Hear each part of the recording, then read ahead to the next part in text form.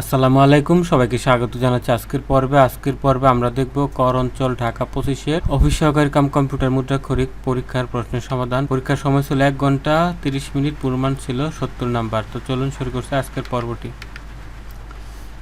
এক নাম্বার ছিল এক কথায় প্রকাশ করুন যে সকলের মধ্যে প্রবীণ বা জ্যেষ্ঠ। এটা এক কথায় প্রকাশ কি হবে? এটা হবে সার্বজনীন। খ নাম্বার ছিল স্মরণের যোগ্য, স্মরণার্হ। প্রিয় কাজ করার ইচ্ছা, প্রিয় চিকিৎসা। তারপর 2 নাম্বার এসেছিল সন্ধি বিচ্ছেদ। স্বৈর, এর সন্ধি বিচ্ছেদ সযোগ ইর, স্বৈর। অন্তর্লীন, অন্ত বিসর্গ যোগ লীন, অন্তর্লীন।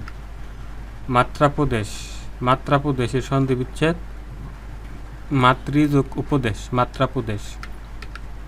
3 নম্বর ছিল অর্থসহ বাক্য গঠন করুন। ওজন বুঝে চলা মানে হচ্ছে আত্মসম্মান রক্ষা করে চলা। তো সমাজের শিক্ষকগণ ওজন বুঝে চলা পছন্দ করেন। সপ্তমে ওরা অর্থ হচ্ছে প্রচণ্ড উত্তেজনা। তো এটার বাক্যটা হচ্ছে স্পেনের ফুটবল খেলা দেখে সপ্তমে চড়া অবস্থায় চলে যেতে হবে। কলমের খোঁচা, কলমের এক খোঁচা মানে হচ্ছে লিখিত আদেশ।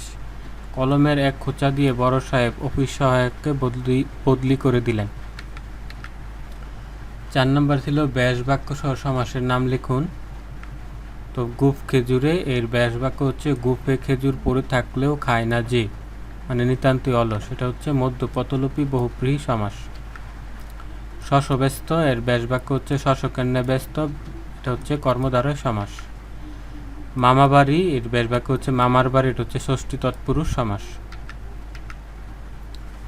5 নম্বর ছিল বিভক্তি সহ কারক নির্ণয় করুন। সে আমাকে সবকিছুই বলেছিল, কর্মকারকের দ্বিতীয়া।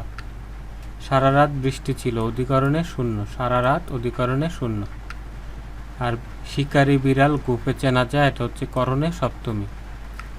6 নম্বর ছিল অনুচ্ছেদ লিখুন আন্তর্জাতিক মাতৃভাষা দিবস। তো এটা নিজে চেষ্টা করুন। তারপরে 10 নম্বর এসেছিল write paragraph on cause and effect of the recent flood in Sylhet division.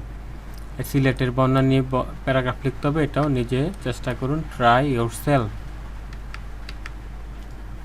7 নম্বরে ছিল fill in the gaps with appropriate words. তো he is dash STO, he is an STO। He presided dash the meeting at, he presided at the meeting. He comes dash a noble family of, he comes of a noble family. Don't cry to get dash a running train down. I differ with you on dash this point, on this point. এরকম চাকরির সমাধান পাওয়ার জন্য চ্যানেলটি subscribe করে রাখুন। Make sentence with the phrase and idioms. In a fix, উভয় সংকটে পড়া। Suman is in a fix with his job. Out and out, পুরোপুরি। He is out and out a gentleman. Bad blood, মনোমালিন্য। I have bad blood with my father. To and fro, এদিক ওদিক। He runs to and fro in the sun. Smile on, মৃদু হাসি দেওয়া। The girl smile on the baby. Translate into English, ইংরেজিতে অনুবাদ করুন। সে গোল্লায় গেছে। He has gone to dogs, he has gone to dogs. চলো কলমটি খুঁজে বের করি। Let's find the pen. পাপের ধন প্রায়শ্চিত্তে যায়। Ill got ill spent, ill got ill spent. পাপের ধন প্রায়শ্চিত্তে যায়। 10টা বাজতে 15 মিনিট বাকি। It is 15 minutes to 10. It is 15 minutes to 10. আমার যদি পাখির মতো ডানা থাকতো, এর ইংরেজি হবে had I the wings of a bird, had I the wings of a bird. তারপরে 10 নম্বর ছিল, তারপর হচ্ছে 11 নম্বর গণিত অংশ। উৎপাদক বিশ্লেষণ করুন। 10x cube minus 9x square minus 144x minus 8।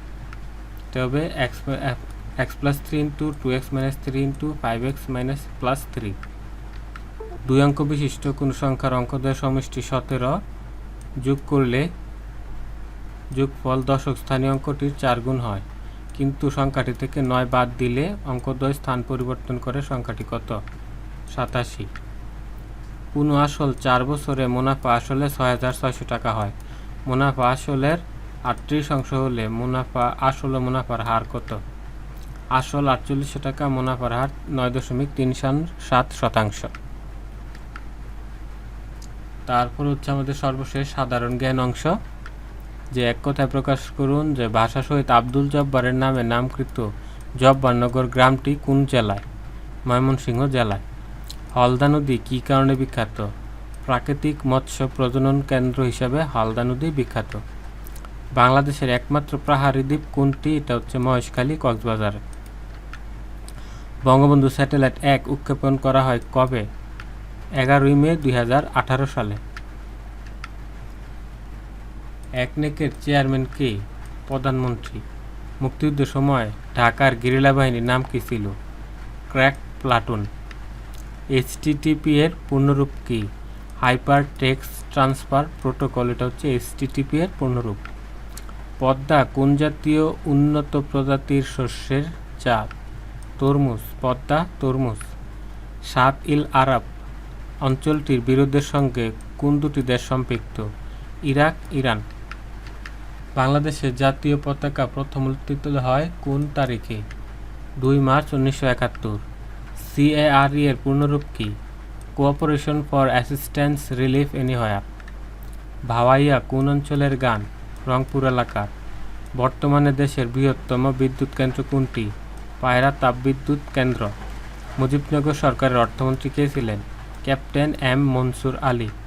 এবং সর্বশেষ, পাঙ্গন উপজাতি বাংলাদেশের কোন অঞ্চলে বাস করে? এটা হচ্ছে সিলেট ও মৌলভীবাজারে।